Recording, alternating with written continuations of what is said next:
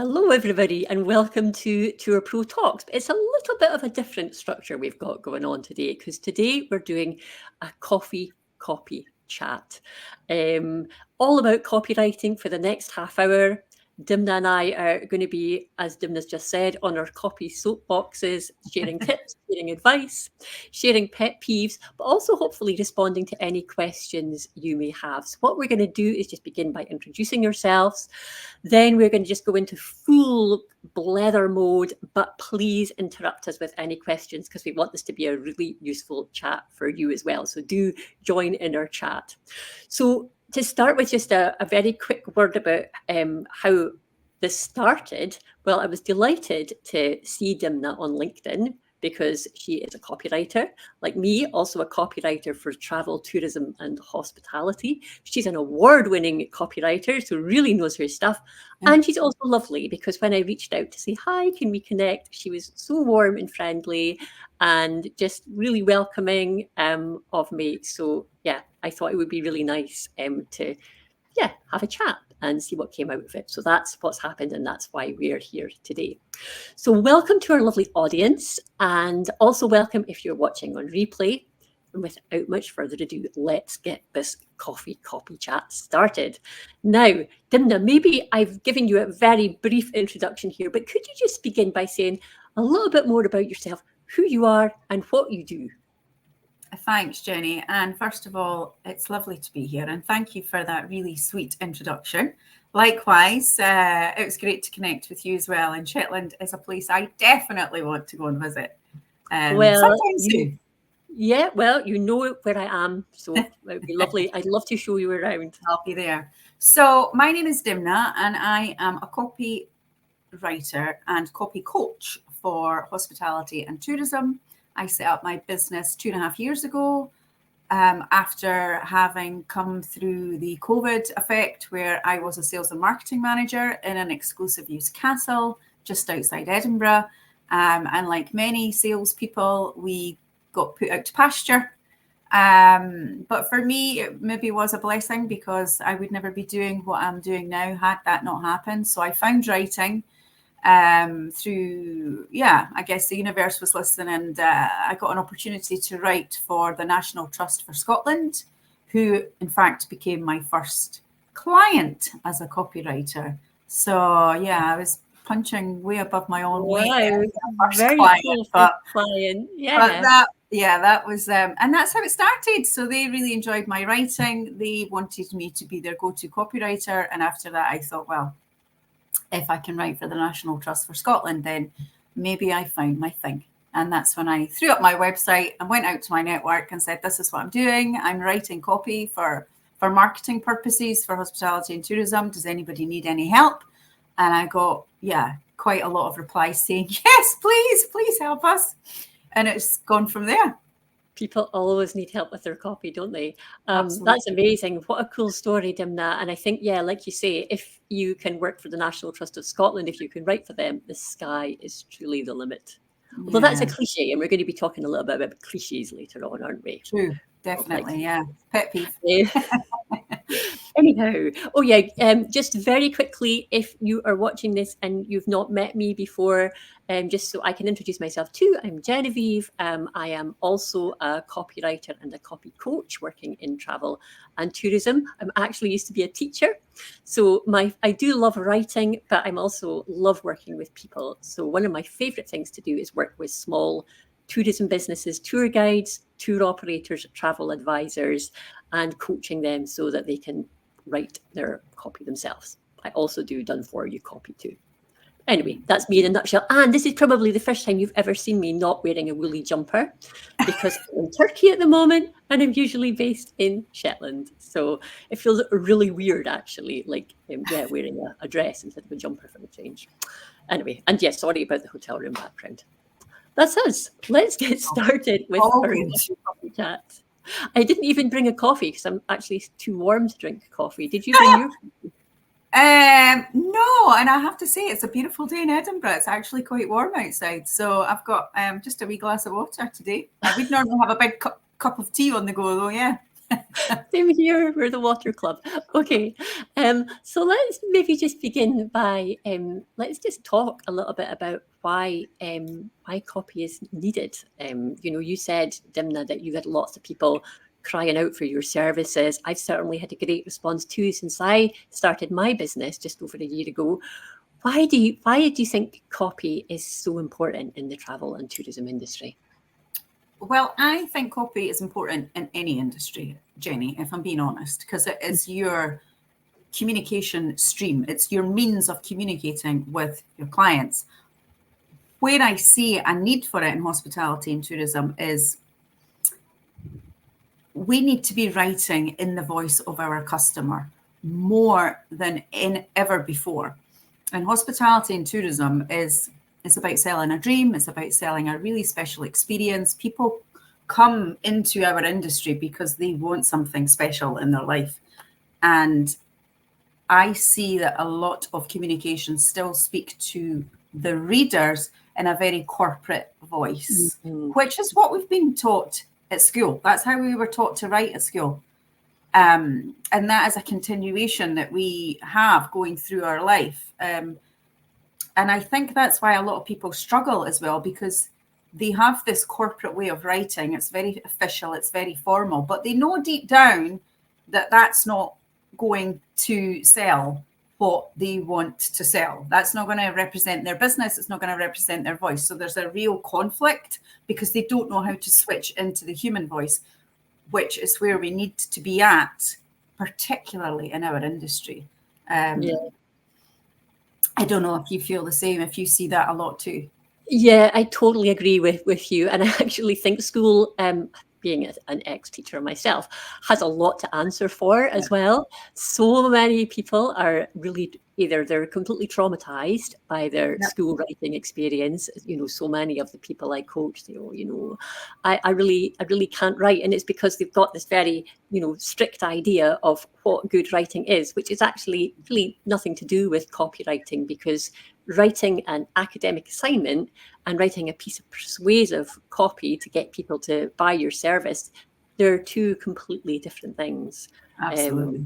As you'll know. But I mean, also just, or on the other hand, you'll get people who it's like they're trying to win a gold star from their English teacher when they write their copy. And it's like, how many adverbs can I squeeze in? When you used to get a gold star, it's like, rewrite this sentence using adverbs. And as you'll know, of course, less is more when it comes to writing good copy. You really have to cut all of that fluff straight out, don't you? Yeah. Because when we're talking, it's much easier and we're much more comfortable using the fluff because it sounds softer. But when we're writing, my first tip, I mean, we're already getting into tips. This is amazing. My first tip would be ditch the fluff, forget the fluff. Copy needs to be bold and it needs to be direct. And it will really land then with the reader, because they can often get confused with too many words, and that's where you lose the magic. It can kill the oomph when you have too many adverbs, too many adjectives. Just get rid of them and get straight to the point and tell people what it is they want to know. Don't talk around it. Yeah. Which is hard, isn't it? It's hard to be ruthless with your own writing. Especially when we are used to speaking in that fluffy tone a lot of the time. It's hard to, in your mind, I guess, in your brain, is to cut all that out because it does seem quite bold. But read it back and you'll see that the message is very clear. And that's how we need to be communicating with our readers, is through clear words. Yeah. And sorry, this is probably going off on a complete tangent, but it's just something that occurred to me while you were speaking. I wonder if that's maybe a little bit of a gender thing as well, because I think there's been like sociolinguistic studies to show that women are much more likely to use like qualifying language, because we tend to be more I've just done it myself. So I tend to be using all that kind of hedging language and trying to be uber polite all the time and maybe beating around the bush. I mean, I don't know if there's anything in that, but maybe that is something to think about as well. You really have to, I don't know, grow a pair if you want to write good copy. Quite possibly, but I've also had a lot of male clients who have come to me and with their head in their hands saying they just don't know how to write good copy. And that could be a combination of time frustration as well, because it is, you'll know, to write really good copy, it does require its time. But once you get into your flow, it becomes easier. And the more you practice, the more it becomes easier. But to start with, it is that people are so busy in their business, especially in hospitality and tourism. They're spinning a gazillion plates, and the thought of sitting down and writing is at the very bottom of the priority list, although they know it's sitting at the top because it needs to be done. Yeah, which is tough because, you know, although I'm all for supporting people with their writing and doing my copy coaching and stuff, you know, I also think that ultimately you've got to think to yourself, you know, what am I good at? What can I do really well for my business? And if you really hate writing and it just makes you miserable, and you're always like finding it's like at the bottom of your to-do list, because let's face it, if we really don't like doing something, it just like, it's like me and cleaning. It's always just like at the bottom of the list. 100%. Then maybe it's time you just get somebody to actually write it for you. Yeah, exactly. And I guess it's trusting someone to know that they can write for you as well. I guess maybe that's a fear as well. And as a writer, sometimes it is a fear for us because we don't know the business necessarily, but you know, there's ways and means of digging in and finding out their story to then portray that in words. But yes, I agree. If it's way down the bottom of your priority list, don't suffer in silence. Just get someone to do it for you. Yeah. And you've got two copywriters right here that you can check out after watching this chat. I've got to put little plugs in for us somewhere, haven't I? Got to put in the call. Anyhow, right. The reason I keep looking down is because I am also checking my phone just to make sure there's any comments or questions coming in from the audience. Can't see any yet, but if you're watching and you want to ask if there's anything we're saying that you're thinking, oh, what do they mean by that? Because we might accidentally be using like terminology that you're not very sure about. Like I just said, call to action, for example, which means, you know, the copy you write has to make your reader do something, do a particular action, like book your tour or like your page or subscribe to your mail list. For example, if you've got any questions like that, please do pop them in the comments. It would be great to hear from you. We'd love to answer your questions. Anyhow, let's oh gosh, Dympna, we've actually talked for 15 minutes already. We've still got lots to talk about. No, we've not started yet. Let's get into it. I think we did promise people that we'd be talking a little bit about our pet peeves. So let's do a little bit of venting now. Which might seem a bit negative, but then we're going to come back and, you know, it's not all going to be pet peeves. We're going to talk about what our pet peeves are and then talk about how you can avoid causing us to be peeved or your readers feel peeved as well. So what do you see, Dympna, that really ticks you off when it comes to copy? Well, a few things, but let's just start with the obvious ones, which would be, and it was something you mentioned earlier, Jenny, cliches. We want to avoid having cliches in our copy because there's no excuse for them nowadays. With you know, there are lovely, inspiring ways to rewrite a cliche. Just because it rolls off the top of our tongue doesn't necessarily mean it's going to look good in a sentence or part of your copy. I would avoid cliches entirely. We also spoke there about adjectives and adverbs. Now, for me, they are redundant words. They don't bring any magic to your copy. So get them out. If they're not adding, it's like a business. If you've got someone in your business who's not doing what you want them to do, you would eventually probably get rid of that person. And I see words the same in copy. If a word is not adding any benefit to what you're trying to say, and it's just creating more, I don't know, not misunderstanding, but it's there unnecessarily. It's not adding any power to your words. It's redundant. Get rid of it. And that can also tap into ambiguous words as well, where what I see quite a lot in hospitality and tourism on websites particularly is there's a whole lot of words that don't necessarily tell me anything. There's so much ambiguity. because they use these fluffy words to describe something that could be described in maybe 15 words. Instead, it's a 50-word paragraph. So I would distill all of that and just take out the key points and get rid of anything that causes any sense of ambiguity. Because if you confuse a reader, you're ultimately going to lose that reader. So they'll move on. They'll jump onto somebody else's website. So that would be my 3 to start with. I do have 2 more that I feel are quite important as well, as like pretentious words. Let's not put them in copy. There's no need. There's absolutely no requirement to have any pretentiousness in your words, even though you might think you're sounding really smart and educated. There's no need. And that would that be, sorry, I was just going to ask for an example. Would that be like a French loan word, for example, or it would just probably be a word that you wouldn't necessarily use in your day-to-day conversations with a friend, with a colleague.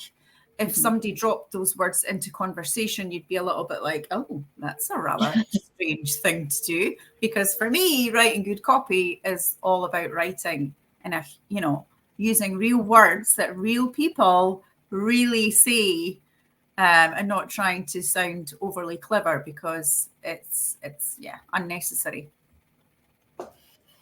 Yeah, absolutely. I completely agree with all of that. Oh, we've got a comment, and it's from Martin. There's a lifetime of work for both of you copywriting for the website of the Turkish hotels. Yeah, maybe I should go down to reception and introduce myself, Martin. I've been keeping myself to myself, but yeah. You definitely do. Martin, I love Turkey. We went there last year for a holiday and it was wonderful. And my little mini me still goes on about it all the time. So yeah. More than happy to help the Turkish community with their copywriting. Yes, exactly. Adjective after adjective. That's what I mean about ambiguity as well, Martin. You need to distill your language, distill your words so that you're very clear on what you're saying. Brilliant. Okay, well, thanks so much for sharing all of these peeves. I think there's probably a bit of a robotic elephant in the room. There we go. We've got a cliche there as well with the elephant in the room. And that probably, going on to my pet peeve, I think it would be completely AI generated text that I come across on so many travel and tourism websites. Just, you go on and you think, oh, that's nice. They've got a nice blog there and there's lots of beautiful photos and all looks lovely. And then you start reading it and you're like, that's not a human. This hasn't been written by a human. And instantly, like, you just switch off. Then there's no real reason to engage or to keep reading. It's you can really tell. I think it's a little bit like, I'd make the analogy like you think you can fool people maybe by heating up a ready meal and pretending you made it yourself. I've sometimes done that because I'm a terrible cook, but actually you're not really fooling anyone because people can tell the difference. There's that kind of metallic aftertaste you get with a ready meal that isn't there if you cook something yourself from scratch. And I think it's the same with generated copy. It's all of, there's words that pop up again and again. There's cliches. It's full of cliches. It sounds kind of slightly academic, like a textbook, and there's none of that, human connection stuff there at all. It's just because why would there be? Because it's just basically sort of scraping what it finds off the internet. So that's a major pet peeve of mine. And actually, I'm kind of surprised to find out how often it's used in travel and tourism. I don't know if you've seen the same, Dympna.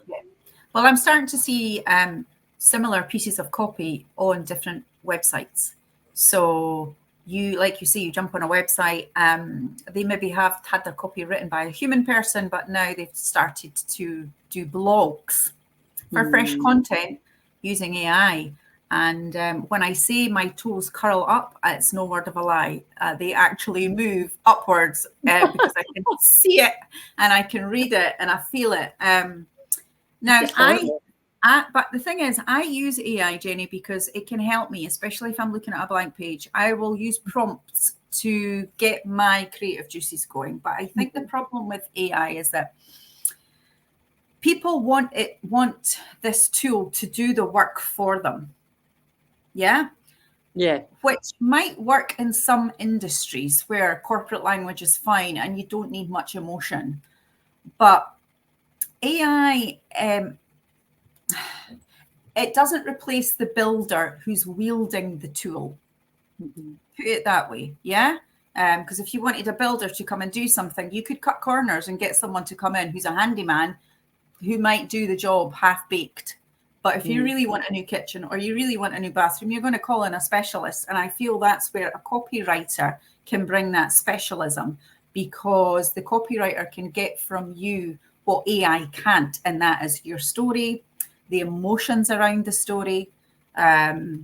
So it can up-level your business and your story, but you still need to be the storyteller, because it has a brain, but it has no soul. Yeah. And that's where I think people don't understand AI, in the sense we just put in one prompt and we'll take whatever it gives to us. No, because then everybody has the same copy on their website, and we're starting to see that more and more. I think you can use it to help you in business, but don't rely on it, because nobody knows your story like you do, and you need to bring that story out. Yeah, and you can totally understand why there is that temptation for people to use it in a way that it is just, generating text, because, it seems like magic. The first time you see it, you're like, whoa, this is amazing. But I mean, the other thing about AI, which I think you've covered a lot of the pitfalls of it, but I mean, also it doesn't always get its facts right as well. No, So yes, I got burned by that once. Did you? Yes, I did. What happened? Actually, it was interesting, because I was writing a blog for a client of mine, and it gave me completely false information that didn't exist. And I've also had it before tell me that places in Edinburgh, where I live, are completely different places to where they actually are. Their location is not where they are. So it's funny, I've actually gone back into AI, into ChatGPT, and said, no, it's not there. It's actually here. And then it responds to me like a person. It's hilarious. Saying, oh, thank you for that information, duly noted. So yeah, I've had various experiences with it. Do I use it? Yes. But would I rely on it? Absolutely not. Yeah. And I mean, you have to as well, like, if you're getting to the stage where, it's a bit like, polishing a turd, I suppose. If you're having to take it and then just like take so much of it away and correct facts and pull out cliches and cut out fluff and change the structure, you do get to the stage where you're a bit like, well, it would actually just be quicker to, just write this from the beginning, from scratch. But I totally agree with you, Dympna, about it, using it for idea generation. It's absolutely brilliant for that. Yeah. For all sorts of things, you can keyword research as well. If we're talking about SEO, it's really good for that. Good for maybe building up client personas as well. There's like so many different things you can use it for. Lists, it's good at lists, I think. Yeah, I mean, I think in terms of kind of long tail copy, which is my love, and I will write new websites, blogs, newsletters.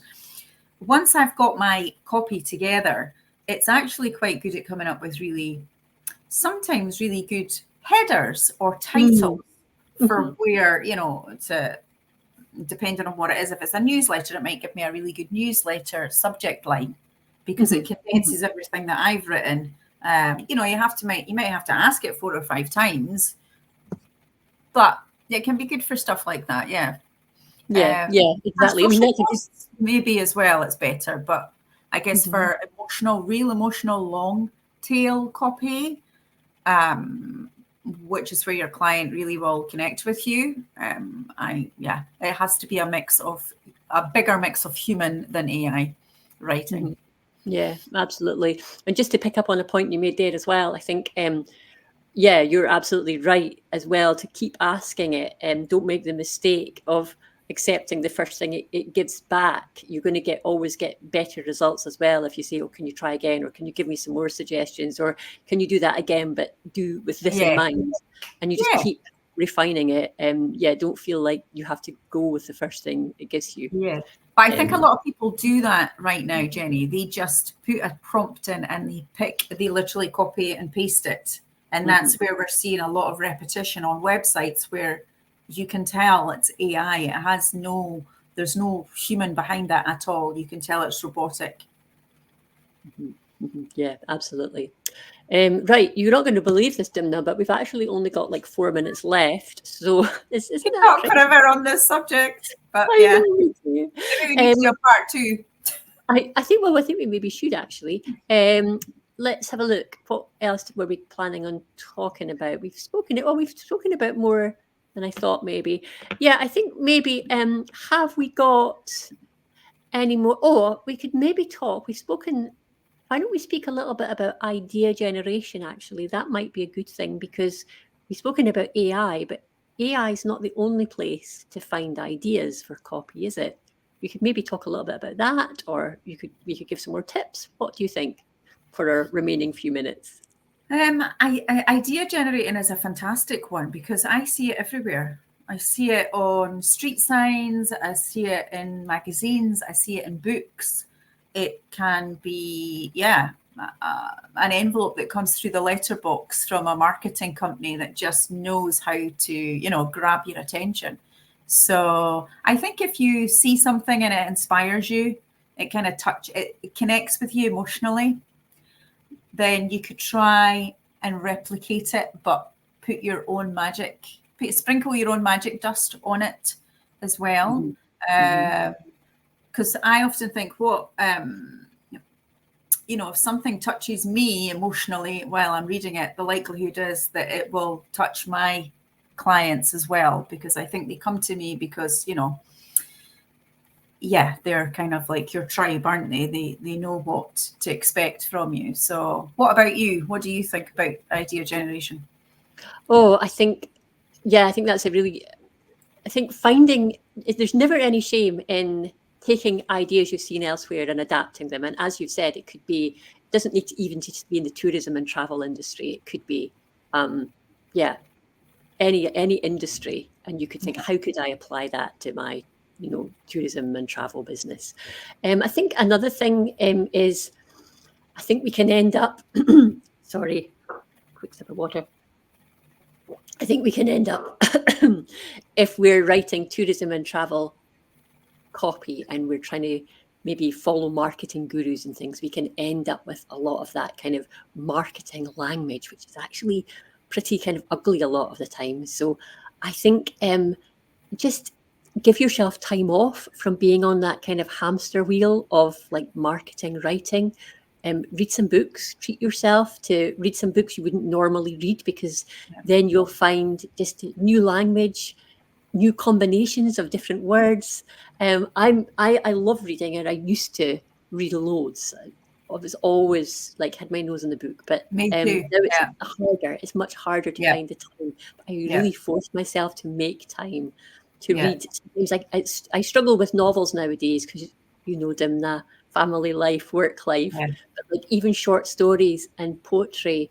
It's just a great way to kind of get your mind kind of accessing just different language than you meet when you're permanently kind of even audios. I find that I can tune into a podcast much easier than I can have time to pick up a book. So I'll often listen to podcasts if I'm out for whatever reason, and it's amazing what you can pick up from people who are doing similar things to us, and it's they can inspire you and give you an idea for give you a new idea that you might never have considered before in your writing process. And write your ideas down, because so many times I'll think that's a great idea, and this is maybe an age thing, but then I'll go back to it later on that day and I'm like, that's a really good idea now. Yes. Yeah. And so always have a notebook or your phone with you. Just don't ever capture it. Absolutely. Yeah, I'm the same. I will completely forget what it was. And these are the ideas that are unique to you, because they're unique to your life and your experience. So these are these are your golden nuggets that you can use, because nobody else is going to have had that particular experience or that particular conversation with that person. So it's completely your stuff to use and adapt. Indeed. Dympna, our time is up. No. This has been so good. And yeah, I would love to have another coffee copy chat with you again someday. It's been really lovely. But just for the watching audience and people who are watching on replay, Dympna, maybe you could just say a few words. Where can people find you? Yes, so my website is simply my name, which is dympnamckenna.com. Maybe, yeah, we can post that somewhere. And if you've got in my shows. newsletter, Dympna, I have a weekly newsletter, so I'll make sure your website goes there. But it's essentially my name, and it's the same name you will find me in LinkedIn, Dympna McKenna. So that's where I am. And physically, I am in Edinburgh in Scotland. So if anybody is new to me today, and you've never met me before, and you want some advice on copywriting, I'm here in the capital. Great. And as you can see and hear, Dympna really knows her stuff, and I think she'd be brilliant to work with. And yep, there's some lovely comments now from Karen. Really interesting. Yes, Karen is a friend of mine, yeah. And someone who's coming up as anonymous, sometimes it does this. Thank you for this. I found it on LinkedIn. Brilliant. I'm very glad you found us. I'm sorry your name's not displaying, but it's lovely that you watched us. Thank you very much. Yeah. And yeah, I'm on LinkedIn as well. Like Dympna, you know where to find me. My website is campioncopy.com. I've been doing a major spring clean of it, but I don't know if you find this, Dympna, but you spend like all your time working on other people's websites. And, you know, it's like the plumber whose toilet's broken. Yeah. It's a bit like that with me sometimes. But anyway, but I have been working on it, so it should be a little bit more decent than it has been. And I'm also on Instagram, and I'm struggling with Instagram. So if anyone wants to come and follow me, I'd be really appreciate it. And Caroline says, good tips and advice, especially on using AI. So lovely. Thank you for everyone for watching and for these lovely comments. And if you've enjoyed today, maybe Dympna and I will get together again sometime in the future for part 2, as Dympna said. Yeah, I'd love that. Thank you. It's been so lovely talking to you today. You too. And yeah, it's been great. Thank you very much. And thanks to the audience, and see you another time. Goodbye. Bye.